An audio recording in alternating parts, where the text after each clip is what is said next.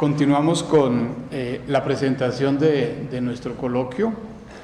Estas exposiciones están siendo colocadas en la página del departamento para que la gente que no pueda asistir tenga la posibilidad de seguirnos por esa vía.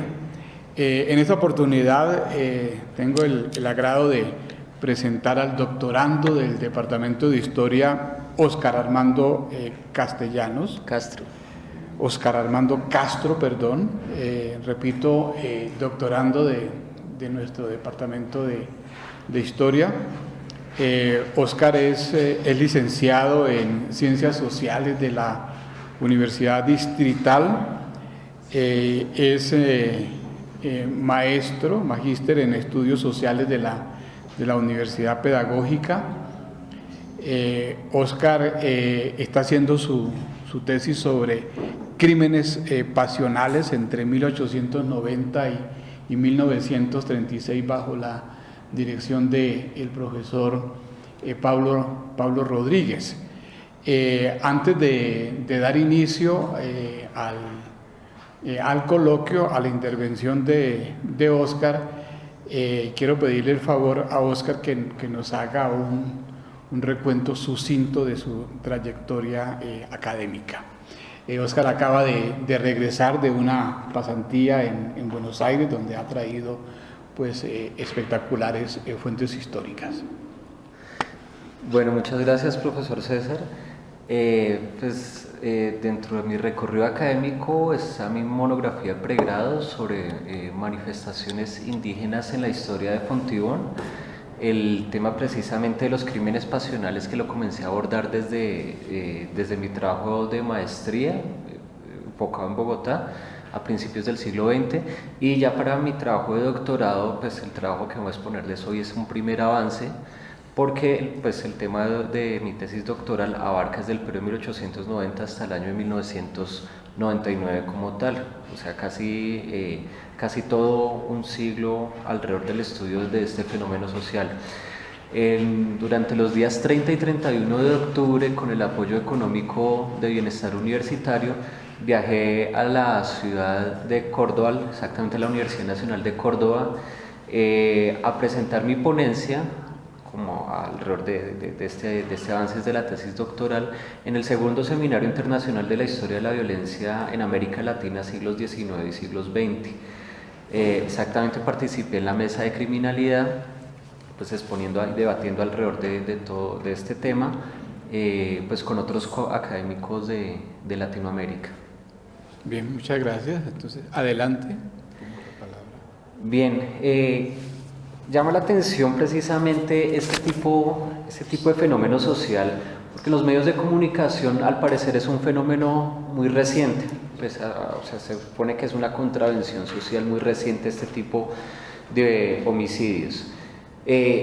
Sin embargo, se ha querido trabajar con este tema para demostrar que a través de toda una estructura histórica que precisamente este tipo de fenómeno social ha tenido representatividad como en la historia reciente, en los últimos años de Colombia, sino que va mucho más allá. Es precisamente que el trabajo lo que pretende demostrar es esto.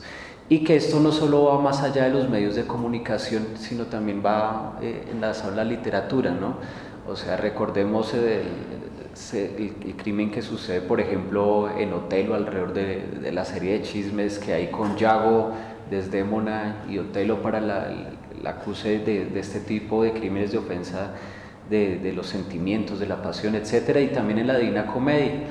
Sin embargo, el trabajo lo queremos aterrizar enfáticamente en lo que ha sucedido en nuestro país y por qué precisamente desde 1890. Entonces es importante precisamente hacer un contexto al respecto. Y el contexto nos los da el transcurso o el desarrollo de los códigos penales en Colombia. Entonces Colombia, o la Nueva Granada, al independizarse, viene con el derecho español, y posteriormente Francisco de Paula Santander impulsa una reforma a esos códigos españoles, tomando en cierta medida el código francés. Sin embargo, para finales del siglo XIX, cuando Colombia está en ese intento por intentarse modernizar, ¿sí? Mientras el resto del mundo o de Latinoamérica, ciudades como Buenos Aires, Ciudad de México o el mismo de Río de Janeiro están en los albores de su plena modernización, Colombia y su capital Bogotá se encontraban precisamente en ese letargo, y hay una necesidad de las élites, bien sean liberales o conservadoras, precisamente para poder modernizar el país. Incluso podía haber venido de los mismos José María, de los hermanos Samper, o por el lado conservador por ejemplo, de Cuervo o de Caro. Esto se ha permeado en el derecho, ¿sí? En el derecho, en el sentido de que el derecho debería tener una estructura positiva, ¿sí? Una estructura científica, eso era lo que está en bogas en el decimonónico siglo. Es por eso que la reforma o el nuevo Código Penal que va a salir en 1890 va a tener esta influencia del positivismo, y lógicamente el positivismo en el derecho para esta época va a venir del modelo italiano, que el modelo italiano va a estar influenciado por Garofalo, por Lombroso y por Ferri, lógicamente. Entonces eso es un punto muy importante. Y otro punto también importante es que este Código Penal, ¿sí?, como va a ser influenciado en el modelo positivista, va a tener sobre todo el estudio del criminal. ¿Quién es el criminal? ¿A quién denominamos como el criminal? ¿Sí? O sea, el criminal ya visto como una patología. Y ahí nos podemos remontar un poco a lo que he estudiado desde Michel Foucault, sobre todo en sus dos libros en el origen de lo que él habla sobre la psiquiatría de los anormales, que en últimas en el siglo XIX se trata de buscar al demente, al loco, ¿sí?, como una excusa de la violencia, del delito. O sea, el delito se convierte en una excusa de la demencia, y la demencia es una excusa del delito, básicamente. Está en bogas precisamente lo que hace Lombroso y Ferri de la sociología del criminal, ¿sí?, la patología como tal, la frenología, precisamente todo esto. Va a haber algo muy característico de este Código Penal, que va a venir también un poco de la tradición patriarcal de nuestro país, que va a excusar precisamente al hombre o al pater familias, al padre de familia, que tiene derecho o potestad sobre la vida, bien sea de su esposa o de su hija, ¿sí?, cuando se encuentre en actos carnales o que atenten en contra de la moral, tiene la potestad de atentar en contra de sus vidas, ¿sí? Y si en dado caso de que llegase a ocurrir esto, el crimen sería inimputable. Bien, entonces a partir como ese contexto, quiero mencionar qué es un crimen pasional. Entonces la definición yo la tomo desde un penalista, uno de los grandes penalistas colombianos ya fallecido, que es el doctor Alfonso Reyes Echandía, quien murió en el Palacio de Justicia, y él lo manifiesta que corresponde al homicidio, muerte, intención del otro ocurrido bajo el efecto de una intensa emoción. Generalmente se expresa con sevicia, y la pasión suele ser la cólera, el amor contrariado o el amor ofendido, ¿sí? Es precisamente cuando se atenta contra la vida supuesta de un supuesto ser amado. Entonces eso está entendido ahí. Y con lo que nos aporta una profesora también de acá, de nuestra alma mater, la profesora Miriam Jimeno, ella amplía el concepto, manifestándolo como son acciones intersubjetivas, morales, que están legalmente sancionadas y que se caracteriza de un homicidio o intento de caracterización de un homicidio bajo la ocurrencia de una serie de eventos. Entonces ahí está precisamente el contexto que se hace precisamente del mismo. Esta investigación yo la apuntalo a través de tres elementos, que son pues precisamente los aspectos jurídicos, y es precisamente cómo alrededor del cambio de los códigos penales en Colombia precisamente se va modificando la percepción misma sobre el delito. O sea, no es la misma percepción que se va a tener en el año de 1890, ¿sí?, o la serie de reformas que van a ocurrir en 1936, hasta la última reforma del Código Penal, que es la de 1980, cuando ya la visión sobre este tipo de delitos va a contrariar sobre todo lo que se ha expresado a principios del siglo XX. Entonces ahí me voy a apoyar sobre todo específicamente o me apoyo en expedientes, sentencias, informes de policía, los códigos de policía de las épocas, bien, y esta información tiene algo muy importante, y es que sobre todo la información jurídica se encuentra sobre todo fragmentada por lo siguiente. Resulta que la estructura orgánica del Estado colombiano, el modelo centralista de la regeneración, sobre todo el del periodo de la regeneración de Rafael Núñez, la parte judicial va a pertenecer al Ministerio de Gobierno, va a ser centralizada en el Ministerio de Gobierno, y los juzgados municipales, en fin, la documentación era enviada después de mucho tiempo a la ciudad de Bogotá. Ese tipo de documentación tomó dos caminos: el Archivo General de la Nación y el Palacio de Justicia, el posterior Palacio de Justicia. Entonces, la información que yo pude recuperar de sentencias y expedientes son netamente del Fondo Ministerio de Gobierno, Archivo Anexo Grupo 2, porque la parte de esa documentación que llegó al Palacio de Justicia pues se perdió en la retoma al Palacio en 1985, se perdió en ese momento. Pues los códigos penales sí son de fácil acceso, las sentencias y los expedientes. Y otro tipo de información se puede captar a través de lo que son la prensa de la época. Varios reporteros que iban a los juzgados y hacían el seguimiento precisamente de este tipo de delitos que eran como el boom de la época o el boom del momento, el escándalo amarillista. Otro punto para analizar son los saberes que se conforman alrededor de este tipo de homicidios, y son obviamente las ciencias criminales.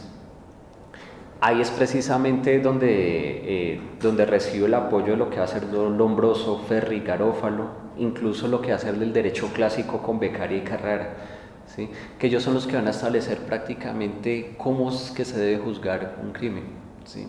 Entonces ellos son los que van a establecer el paso a paso para la época, ¿sí? De decirle al abogado o al juez cómo es que precisamente se deben analizar este tipo de crímenes. Ya para la segunda parte, que eso ya irá dentro de la defensa de mi tesis doctoral, es como el psicoanálisis empieza a germinar frutos ahí, como el psicoanálisis también como un método dentro de las ciencias forenses se empieza a analizar ese tipo de homicidios, pero eso ya va a ocurrir posterior casi después de la mitad del siglo XX, ¿sí? O sea, que está más allá de la presentación que quiero hacer, que deseo hacer en el momento.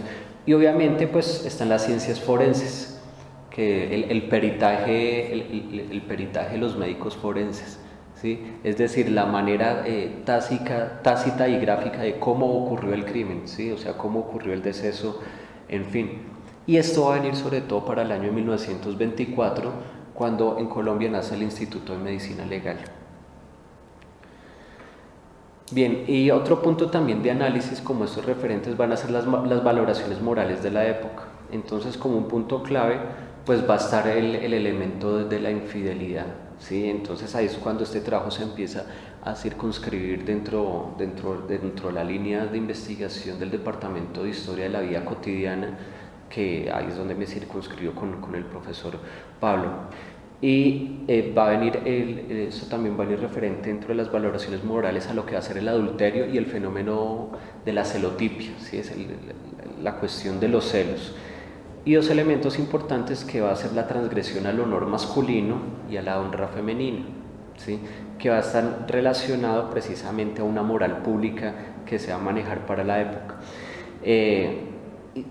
Tales valoraciones, el honor masculino y la honra femenina, van a estar relacionadas a las estructuras predominantes patriarcales de la época, ¿sí? Es decir, hasta casi mediados del siglo XX, que es el propósito de ese trabajo.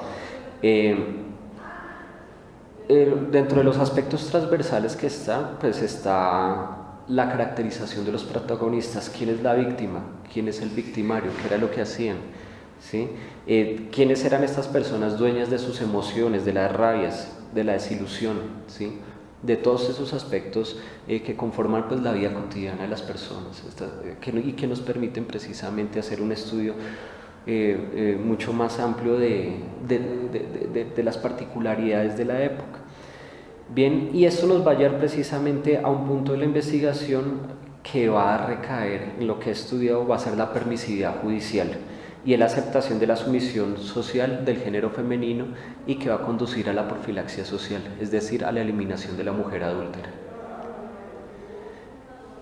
Bien, unos conceptos para tener en cuenta, pues va a ser la atenuación de la pena, eso es un término judicial pues, que se va a referir a la disminución de la condena, precisamente por todo el artilugio legal que se utiliza. Entre ellos va a estar, por ejemplo, dos términos que se van a utilizar en el derecho, va a ser los estados de ira e intenso dolor. ¿Sí? Es decir, cuando la persona se encuentra alienada por sus estados emocionales y no se da cuenta precisamente de la ocurrencia del delito que acaba de cometer. Entonces cae precisamente en un estado de demencia temporal, que eso en últimas para el derecho positivista de la época sería una excusa del delito. ¿Sí? Entonces, por lo tanto, existen elementos de atenuación de la pena. O en otros casos, sobre todo para antes de 1910, recordemos que en el año 1910 es cuando la pena de muerte termina en Colombia, ¿sí? Cuando finaliza la pena de muerte. Entonces, sobre todo los delitos agravados eran sobre todo condenados a pena de muerte, pero la condena a pena de muerte no significaba que se ejecutara. Entonces, muchos de estos casos antes de 1910 van a interponer recurso de casación y van a ser precisamente atenuada la pena o conmutada por otro tipo de años de cárcel, en fin. Y otro concepto prácticamente que va relacionado al anterior va a ser la inimputabilidad, es decir, cuando a una persona no se le puede atribuir, ¿sí? Los cargos sobre el delito, precisamente por esos estados de alienación mental. Va a haber un caso muy particular ocurrido en Bogotá en el año 1917 en el pasaje de la Flauta, lo que hoy conocemos básicamente como en la Pajarera, en la 10ª con 6ª, 7ª, que va a ser anteriormente el pasaje de la Flauta, y va a haber un homicidio que voy a resaltar dentro de la tesis, donde el personaje es inimputado, es decir, no se le puede dar responsabilidad sobre eso, porque la defensa augura que en el momento de perpetrar el homicidio está bajo un ataque de epilepsia. La epilepsia para principios de siglo va a ser considerada como una enfermedad mental. Entonces este personaje va a ser inimputado precisamente por esto. Y dentro de estas características, dentro de esos conceptos va a estar, como ya lo habíamos mencionado, la infidelidad, el adulterio y los desencadenantes de la celotipia, que sobre todo para cuando en la elaboración de mi tesis ya esté hablando posterior a la mitad del siglo XX, la esquizofrenia va a ser un tema muy importante porque ya es cuando va a empezar a entrar de lleno pues, los estudios psiquiátricos acá en el país. Bien, y por último pues está la celotipia y la posibilidad de la inimputabilidad y la atenuación, y finalmente la sevicia, ¿sí? Es decir, el agravante de la crueldad con la que se ejecuta el crimen. Bien, frente a este tema existen una serie de antecedentes que los encontramos pues, en la historiografía colombiana. Dentro de ellos pues, está un libro de mi compañera, de Mabel, que ella estudia alrededor de las mujeres delincuentes y cómo estas mujeres delincuentes durante el periodo colonial se encontraban atrapadas dentro de la violencia de su hogar, etcétera, e intentaban ultimar a sus maridos en algunos casos. Otros nos hablan específicamente como el caso de Dionisia Mosquera, la abuela del general José María Obando, ¿sí? Que comete con su pareja, con su concubino, un crimen pasional para liberarse de su esposo, en fin, y otros libros que van relacionados hacia precisamente a la violencia intrafamiliar del siglo XIX hacia atrás. Pues obviamente están los libros del profesor Pablo Rodríguez, que nos hablan específicamente sobre las estructuras morales de la época. Y otro punto particular son los libros referentes a las formas jurídicas, o sea, esta tesis no puede ir encadenada por otro lado, sino es alrededor de lo que han dicho los abogados en últimas, que son los que en últimas penalizan este tipo de homicidios. Entonces, entre esos están varios estudios de abogados que aún viven, como Nodier Agudelo, Antonio Cancino, Eduardo Luna, Fernando Velázquez, porque va a ocurrir algo muy importante. Durante la primera mitad del siglo XX, finales del siglo XIX, no se va a mencionar nada de este homicidio, no se va a mencionar absolutamente nada dentro del derecho, ¿sí? Porque dentro de la estructura patriarcal era procedente de que si el esposo encontraba a su esposa en un estado de infidelidad, etcétera, ¿sí? Se abría como la posibilidad de que su pena fuera excusada, ¿sí? De hecho, va a ser algo muy curioso dentro de los expedientes, porque el crimen se va a atenuar o se va a inimputar en algunas situaciones cuando existe una relación marital de hecho, ¿sí? O sea, cuando existe un matrimonio como tal. Cuando existe un homicidio entre amantes, entre concubinos o amancebados, se aplica todo el rigor de la ley, o sea, se aplica la pena como si fuera un homicidio agravado. Eso va a ser muy curioso. Entonces, durante la primera mitad del siglo XX no se va a mencionar el tema. Por ahí van a haber algunos relatos de la prensa que van a mencionar algo sobre la violencia de las mujeres. Solo es hasta después de la mitad del siglo XX, particularmente en la Universidad del Externado, donde se empieza a tocar este tema y donde se empieza a decir que esto es un homicidio exactamente como cualquier otro, ¿sí? Y que los estados de enajenación mental o los estados de ira e intenso dolor sencillamente son una excusa antijurídica para imputar este tipo de homicidios. Y eso es lo que van a empezar a debatir todos estos abogados, sobre todo a estar en cabeza de Alfonso Reyes Echandía, el presidente de la Corte que murió en la toma del Palacio. Van a hacer que todos estos debates conduzcan a que, esto ya posteriormente lo diré en la defensa de mi tesis, que en el Código Penal de 1980 ya se pierde la estructura machista y patriarcal que había de la potestad del marido sobre su mujer en los anteriores códigos penales. O sea, eso se rompe con el Código de 1980, pero el debate se empieza a dar sobre mediados del siglo XX. Dentro de estos documentos van a haber algo muy interesante, porque las primeras tesis que se van a hablar sobre la época van a surgir sobre el año 1950 aproximadamente, y desde ahí comenzaría el debate del mismo. Bueno, para el caso particular del avance que estoy mostrando acá es el periodo 1890-1936, que es el primer código penal, ¿sí? dentro de la estructura positivista como tal. Ya en 1936 arrancaría otro código penal que con 3 reformas que finalizaría en el año 1980, pero básicamente es eso que digamos, esta sería como el capítulo número 1 de la tesis, que con el profesor Pablo lo hemos querido denominar como la época de la inimputabilidad. Entonces, se ha identificado que en esta época lo que se ha leído en los documentos es que hay una naturalización del delito, y que se encuentra naturalizado ¿en dónde? En los dispositivos discursivos, en las ocurrencias de la vida cotidiana que están interpretadas en el uso de la violencia, en la interpretación de las normas, obviamente que hay una controversia frente a la inimputabilidad y atenuación de la pena.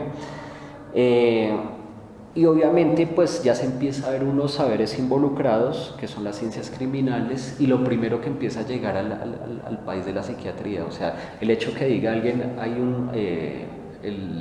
esa persona es inimputable porque tiene epilepsia, y la epilepsia es una enfermedad mental. Entonces allá hay un ejercicio de peritaje de que se involucran otro tipo de conocimientos ahí, como el médico o el psiquiátrico. Ya el psicoanálisis llegará un poco de manera tardía. Bien, como una posible hipótesis para esta primera parte, posiblemente se toma como una ausencia de la intención libre o dolosa por parte del victimario, ¿sí? O sea que el victimario para esta época no se le atribuye una intención sobre el cometimiento del homicidio, y varios de las causas como tal, pues obviamente van a estar derivados de la celotipia, ¿sí? O también conocida como en el derecho y en la psiquiatría como la enfermedad de los celos. Esto puede conducir a que precisamente una debilidad jurídica, ¿sí? por parte del aparato judicial, precisamente al punto que yo quiero abordar, que es una expresión social del deseo de la eliminación de la mujer adúltera. Precisamente lo que vamos a ver en esta época es una constante histórica de una violencia interpersonal y doméstica, ¿sí? Que prácticamente se ha reflejado en varios puntos de nuestra historia, y dentro de la bibliografía que yo recogí para la presentación hace un año del examen de calificación, pues están estos elementos de violencia doméstica dentro de los temas que ya se han manejado sobre temas relacionados en la bibliografía colombiana. Y obviamente cuando la mujer se convierte en una homicida es el sostenimiento de la honra femenina, sobre todo el sostenimiento sobre todo de su integridad, de su integridad moral. Bien, dentro de los objetivos que se han intentado trazar es el establecer pues, los elementos que han caracterizado a este tipo de homicidios, relacionados pues, a la penalización y precisamente a la serie de casos ocurridos.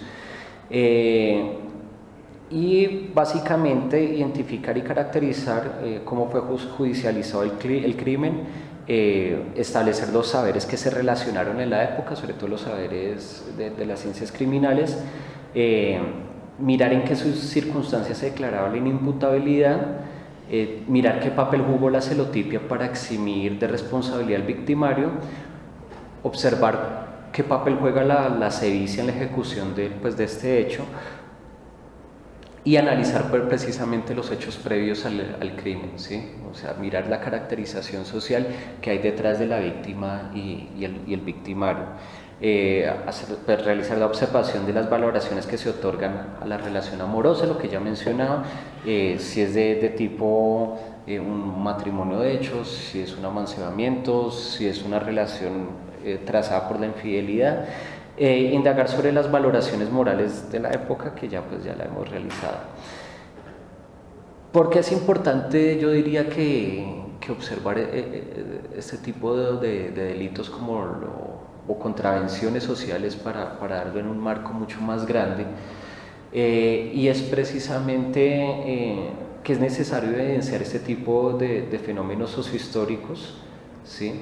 Para establecer precisamente las linealidades que pues, se confrontan hoy en día dentro de la sociedad.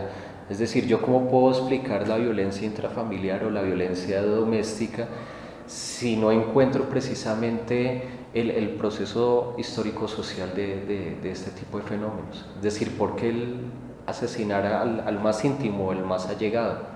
Eso debe tener precisamente un trasfondo social y un trasfondo histórico que está permeado precisamente por una serie de conocimientos que han intervenido dentro de la caracterización de este tipo de homicidios. Entonces, precisamente digo que aunque esto parezca un fenómeno social demostrado por los medios de comunicación, al parecer es un tema que viene de mucho atrás y que se puede estudiar desde varios ámbitos, desde las ciencias sociales, ¿sí? Y pues obviamente el papel de poder historizarlos. Bien,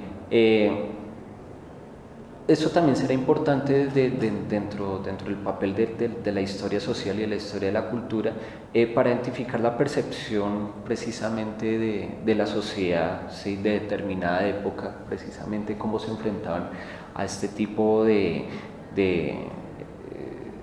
situaciones, en la manera como sintieron, cómo sufrieron, cómo amaron precisamente las personas en un determinado momento bajo cierto tipo de circunstancias, y es decir, y cómo desencadenaron la acción violenta.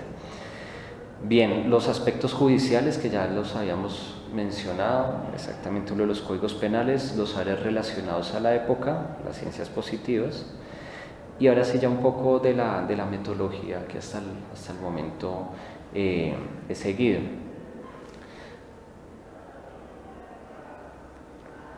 Pues un texto básico de los que yo tomo, pues que es un aporte muy importante para caracterizar, identificar y analizar este tipo de homicidios, es lo que la antropóloga Miriam Jimeno denomina la antropología de las emociones. Sí, la profesora del CES, la profesora Miriam, ella tiene un libro precisamente que se llama Crímenes Pasionales, Introducción a una antropología de las emociones. Allá precisamente identifica varios elementos sociológicos y antropológicos precisamente para analizar este tipo de homicidios. Precisamente en lo que va a ser la segunda parte, un análisis, un acercamiento desde el psicoanálisis en lo que va a ser la relación y displacer, y obviamente en el estudio de lo que va a ser las ciencias criminales y la psiquiatría, o sea, como fundamento teórico, en lo que viene Michel Foucault, ¿sí? en el castigo de la locura y en el castigo del delito, y en la excusa precisamente del uno y del otro. Bien, esa pues obviamente es una investigación cualitativa de tipo documental. Se han recopilado alrededor de unos 450 casos más o menos. ¿De dónde los saqué precisamente? Como les mencioné, del Archivo General de la Nación, tesis de grado, etcétera, de la Universidad del Externado, de la Biblioteca Nacional, de ahí precisamente se ha sacado toda la información, y lo que corresponde exactamente a esta primera parte, estaríamos hablando de alrededor de unos 40, 50 casos más o menos, lo que nos describe esta primera parte de 1890 hasta el Código Penal de 1936.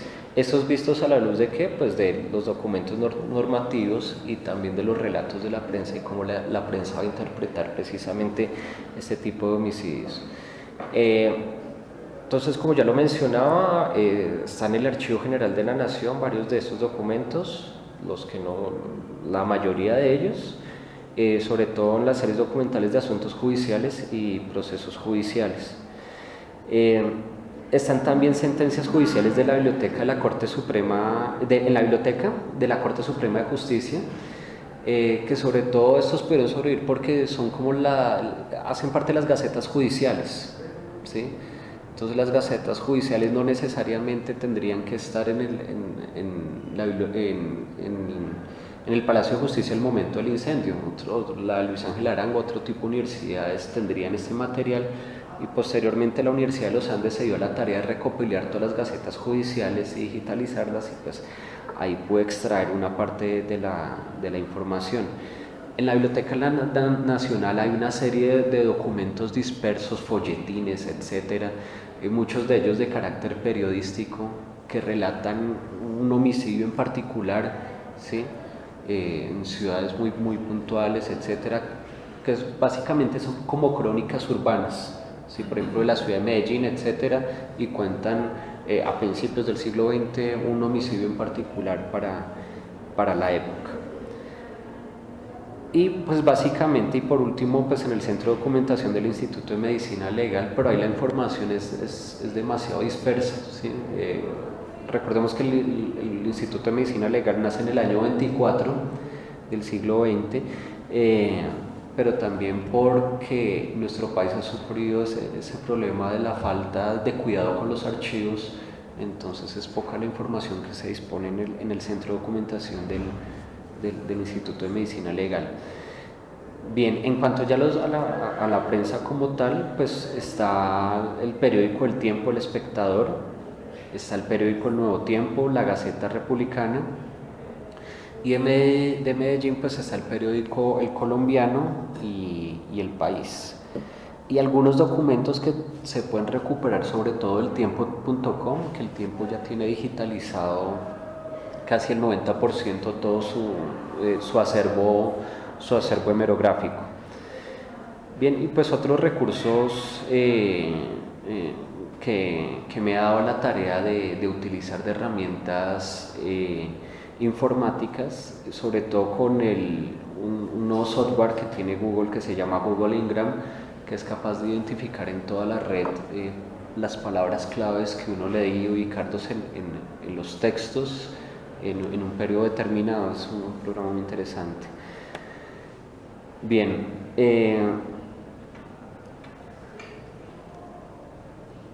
finalmente, ya para la escritura de mi tesis y ya en la elaboración, la finalización de la elaboración, que me encuentro ya de la primera parte, la que igualmente les denomino, se llama la inimputabilidad, he intentado contestar una serie de preguntas, ¿sí?, que me den cuenta precisamente del fenómeno social en esa determinada época, sobre todo en esa primera parte. Una de ellas es cómo fue definido y caracterizado y judicializado el crimen pasional, cuáles fueron los saberes que se involucraron, qué condiciones atenuaban o minimizaban la pena, en qué circunstancias se declaraba la inimputabilidad, el papel de la celotipia. Es básicamente las preguntas que yo les he intentado mencionar alrededor de esta exposición. ¿Qué valoraciones morales se realizaron en torno al honor y la honra, sobre todo los hechos previos, en fin, y sobre todo preguntarme por la cuestión de la profilaxia social, que ese es un tema muy llamativo. Es decir, efectivamente existe de trasfondo una eliminación de la mujer adúltera, o es una circunstancia colateral que va a conducir la sociedad machista de la época. Bien, para hacer un análisis de las categorías de las categorías de investigación, me di a la tarea de recurrir a un software que se denomina Atlas-T. Este software lo que hace es Atlas-T. Ya se lo muestro. Es que apagaron ahí. Bueno. Lo que hace es vincularme las categorías de investigación y me las relaciona directamente con la documentación, precisamente para organizarla y darme una visión. Lástima que habrán apagado hoy, porque les iba a mostrar cómo utilizo el software. ¿No se la conecta?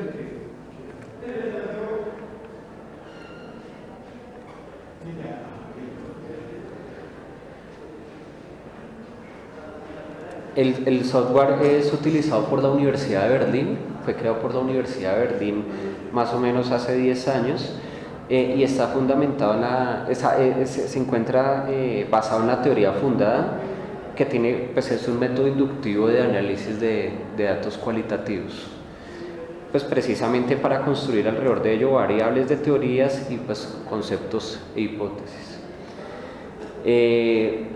Básicamente lo que pretendo con el software es cruzar información de las fuentes con los elementos analíticos y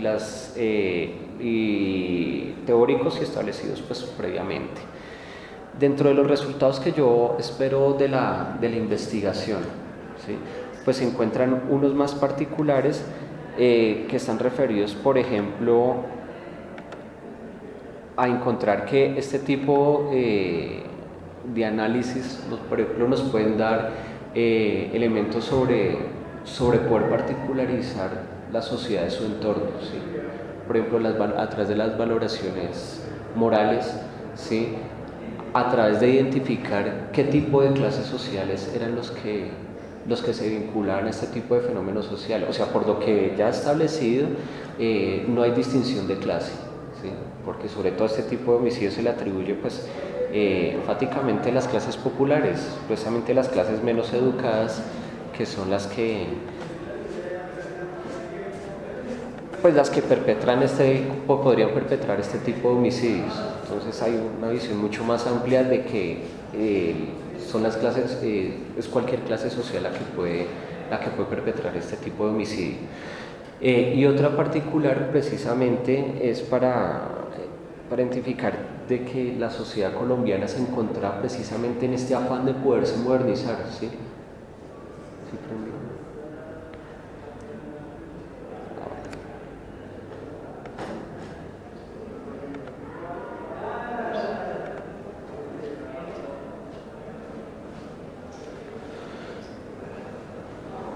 Pues brevemente es para mostrarles.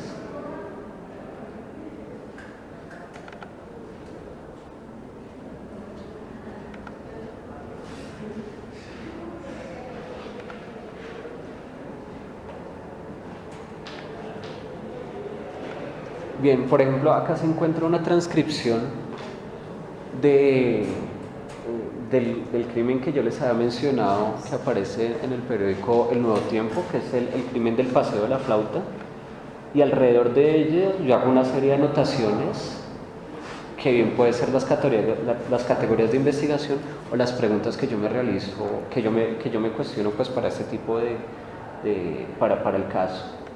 Entonces esto me da una serie de todas las categorías que he realizado, más las preguntas de investigación. A cada una le hago anotaciones en particular, ¿sí? Le hago una serie de anotaciones y posteriormente lo que me da el software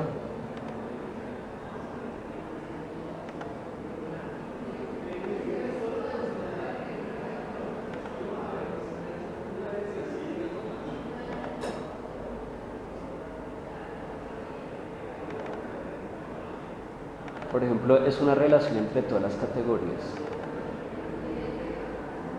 ¿Eso te lo hace? Eso me lo hace el programa. O sea, el programa me establece o sea, yo le meto las fuentes, hago la descripción, obviamente basado pues, en una fundamentación teórica que ya les mostré, y el mismo programa es el que me organiza la información. Y me arroja precisamente como estos mapas conceptuales que después yo le puedo pedir un informe al respecto. Entonces, precisamente este tema se relaciona a los aspectos relacionados al crimen pasional, ¿sí?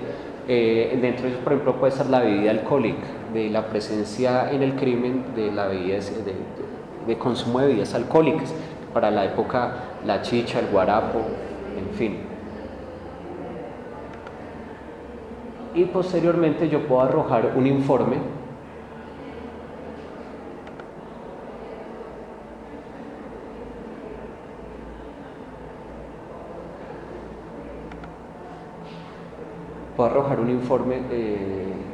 de la información con la que alimenta el programa.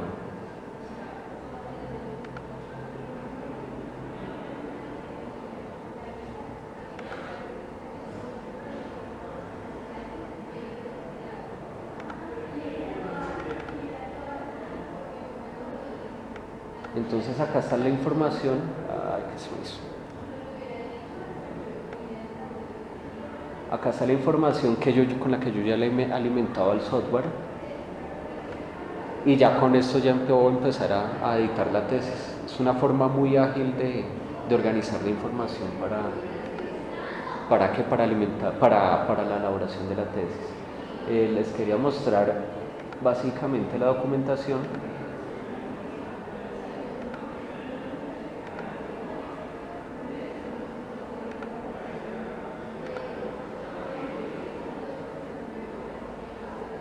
Esto es algo importante, la universidad tiene las licencias de este software, o sea que para cualquier miembro de la Universidad Nacional podemos acceder a la utilización del mismo. Más o menos esta es la información que analizo de la primera parte del siglo XX, que son remisiones o sentencias en última instancia, en fin, más o menos esa es la información de la cual analizo. Y por último,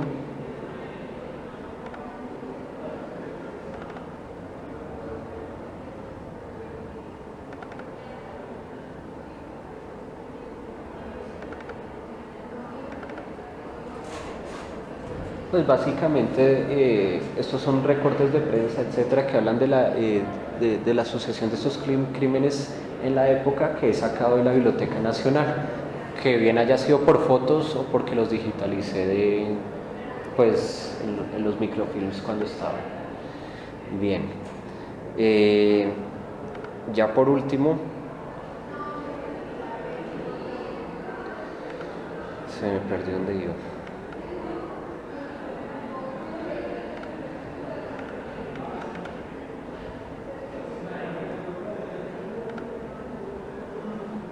Bien, ya por último, pues estamos en la perspectiva, en la colaboración que me ha brindado el profesor Pablo Rodríguez para finiquitar esta primera parte del trabajo, ¿sí? Lo cual denominaríamos la época de la inimputabilidad. La segunda parte, o el capítulo número 2, que vendría de la tesis, sería precisamente cuando se pone en cuestión la inimputabilidad del mismo, y precisamente la última ya viene es cuando del 80 para acá viene precisamente el castigo como tal, o el castigo ejemplar que se da con el crimen hasta el año 1999, que con eso vamos a cerrar. Pues ha sido un gusto presentarle a mis profesores del Departamento de Historia como este primer informe, este primer acercamiento a la elaboración de mi tesis y a lo que precisamente llevé a nombre de la Universidad Nacional al Seminario de Historia en la Argentina. Muchas gracias.